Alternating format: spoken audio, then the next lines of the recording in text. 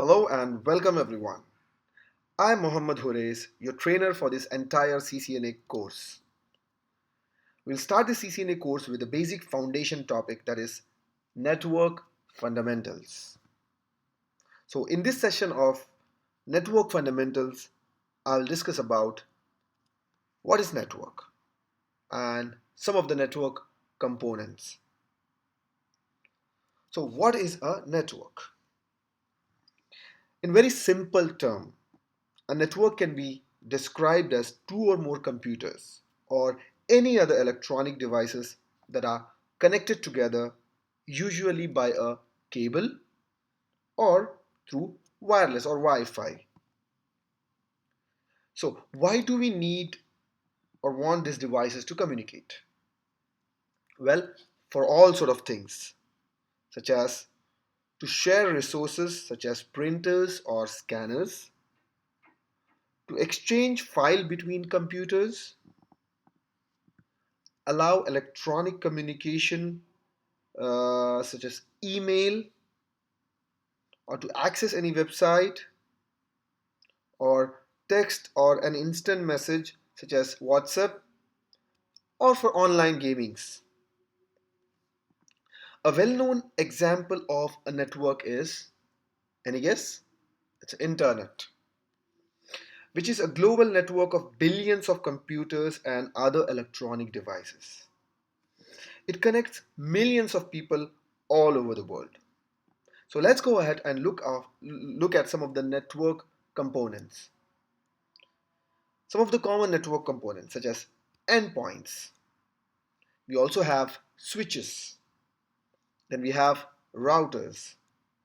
We have servers. We have access points. We have controllers such as WLC. Then we have firewall and IPS. So let's go ahead and have a brief overview of each one of these components, starting with endpoints. An endpoint device is an internet capable computer hardware device on a TCP/IP network that communicates back and forth with a network to which it is connected to. It can be any device that is physically an endpoint on a network. Laptops, desktop, tablets, mobile phones, workstations, desk phones, IoT devices, virtual environment can all be considered as an endpoint. So let's go ahead and look at another network component, that is switch. This is one of the most important network component. So switches are a key building blocks of any network. In simple term, it connects two or more devices that belongs to the same network as shown in the topology. It has multiple ports and can connect multiple devices such as computers, laptops, wireless access points, printers, cameras, and servers, etc., on the same LAN within a building campus or a campus. So, a switch enables connected devices to share information and talk to each other. So, there are two types of switches, a layer 2 switch and a layer 3 switch. I'll give you a simple comparison. A layer 2 switch works with a MAC address only and does not care about the IP address or any items of higher layers. A layer 3 switch or a multi-layer switch, which it is called, can do all the job of a layer 2 switch, and it can do routing as well. That means a layer 3 switch has both MAC address table and the IP routing table. We will discuss about these in detail in the upcoming topics. So the next component we have is router. This is also one of the important components of a network. At the most basic level, a router connects two or more network together. Or for two or more LANs to be interconnected, you need a router. As shown in the topology, there are two different LANs which are connected through a router. It is a layer 3 device because it operates at layer 3 of the OSI model of the communication. It uses IP address to route the packet and is responsible for the path determination. In addition to connecting multiple networks together, router also allows network devices to communicate and multiple users to access the internet. This is the important point. And as its name implies, it routes traffic between the devices and the internet or between devices on different LANs.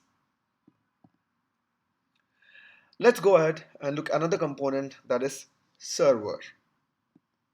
Generally speaking, a server is a software component or a dedicated hardware that can accept requests from multiple clients and providing suitable responses after processing those requests.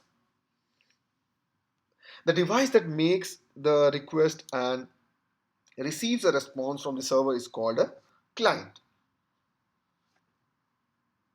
A server is a centralized machine where multiple clients can connect through LAN or over the internet, through which they can connect to a server to request for a specific service. So requested service can be anything. For example, let's take an example. I have a video, okay, and I have uploaded it on a YouTube channel, and it is hosted on my YouTube. I mean, it is hosted on a YouTube server somewhere else, and you are able to stream or watch by using YouTube app or a web page on your phone or a laptop. So client such as your phone requests YouTube server to stream the video, and the YouTube server responds back with the content as a response. So server is not just a physical computer, but rather a role that computer takes. Let's look at some of the common types of server, such as application server, database server, DNS server, file server, mail server, web server, or DHCP server. Let's go ahead and look at another important component, that is access point. Access point or APs, also known as wireless access points, are networking devices that allow wireless devices such as laptops, tabs, or mobile phone to connect to a wired network, which includes devices such as servers or printers or the connectivity to the internet. Devices connected to the access point form a network called as wireless LAN, or also called as wireless local area network. Wireless access point is one of the key components of the wireless LAN architecture. The wireless access point serves as the interconnection point between the wireless LAN and the fixed wired network. An access point acts as a central transmitter and receiver of a wireless radio signals. Access point works at data link layer, that is layer 2 of the OSI model. An access point is a networking hardware appliance that can come as a independent device or as a standalone unit capable of being transferred and moved anywhere. So web devices are widely used in the following environments, such as corporate organization, where you use number of access point devices and attach them to a traditional wired network in order to give wireless access to the office users. Within the office setup, users have the advantage of network access coupled with mobility. Another kind of environment uh, where the access point is widely deployed is hotspots. Hotspots are used for public access to the internet. Hotspot can be found in hotels, airports, coffee houses, malls, and so on. Access point can also be used at home wireless network. Home wireless network use a device called wireless routers in conjunction with broadband modems to provide wireless access within a home environment. It is included as a component of a home Wi-Fi router that also includes features such as switch, router, firewall, DHCP, DNS, and access point feature. Let's go ahead and look another network component, that is WLC, also known as wireless LAN controller. A wireless LAN controller is a network device that manages wireless access points. So what is the role and function of WLC, or why are they required? As you know, we have so many wireless devices nowadays which accesses our wireless network or internet. We have almost become accustomed to expect wireless network connection wherever you go. In your organization, you suddenly have more than one access points. You will have it in every room or every floor, or probably have them in like different buildings. And in very large organization, there could be even at different locations, such as in campus. So when we look at large enterprise network, a single access point is never enough. Imagine a network with like thousands of users. You might have tens or even hundreds of access points there that you have to manage. And to take care of those access points, and of course all of these access point has to be administered, and you may need to make any configuration changes or update security policies on those access point. And also when you walk around the office, you want to have a seamless connectivity and you don't want to get disconnected every time.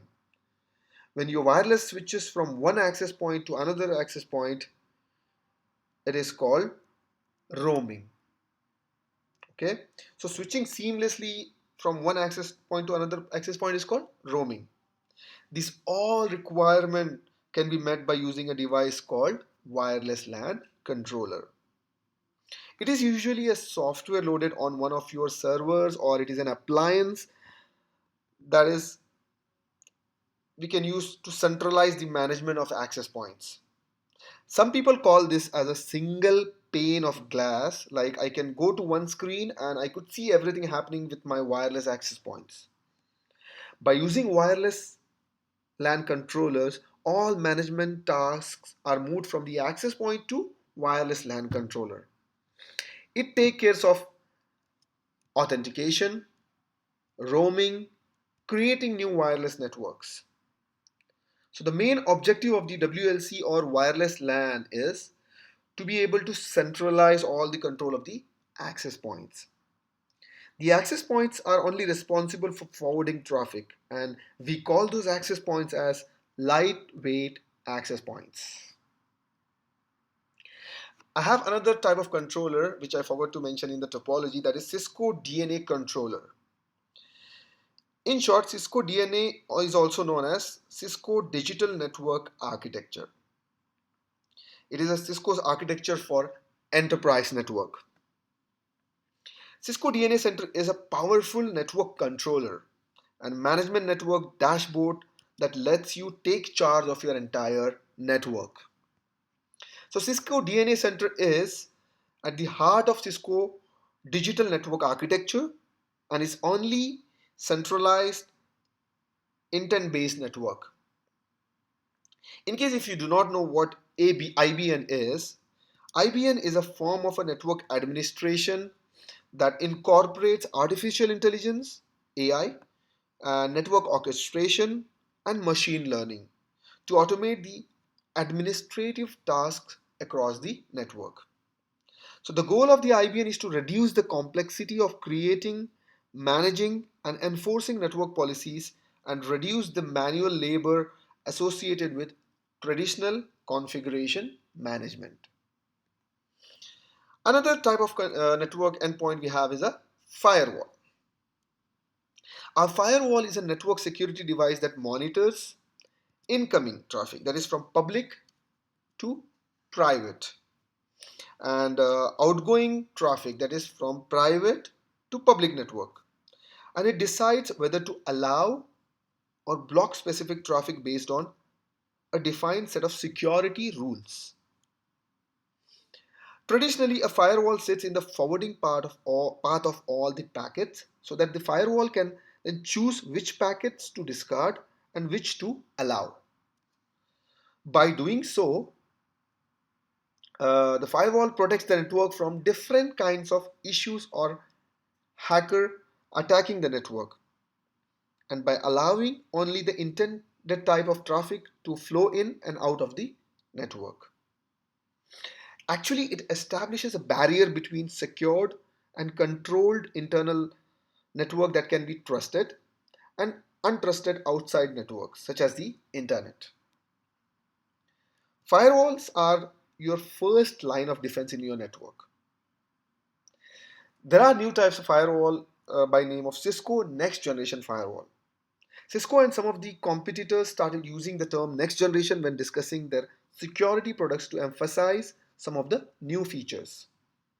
The following list mentions few of the features of the next generation firewall, such as it also includes traditional firewall along with the application visibility and control AVC. It also includes advanced malware protection. It includes URL filtering along with the next generation IPS. In short, a next generation firewall are the current firewall products from the Cisco. Another important component we have is IPS, also known as Intrusion Prevention System. An intrusion prevention system is a form of network security that works to detect and prevent identified threats. A traditional intrusion prevention system can sit on the path that packet take through the network, and it can filter same like a firewall, but it makes its decision with different logic. It actually uses a signature based technology to detect network intrusions. Signature specifies the network type of network intrusion that you want the sensor to detect and report. Once identified, the IPS can log the event, discard the packet, or even redirect the packet to another security application for further examination. A traditional IPS differs from firewalls in that instead of an engineer at the company defining the rules for that company based on the applications, like by port number and zones, the IPS applies the logic based on signatures. And these signatures are supplied mostly by the IPS vendors. And to accomplish this mission, the IPS needs to download and keep updating its signature database over time again and again. Similarly, like firewall, even IPS have been named as Cisco Next Generation IPS.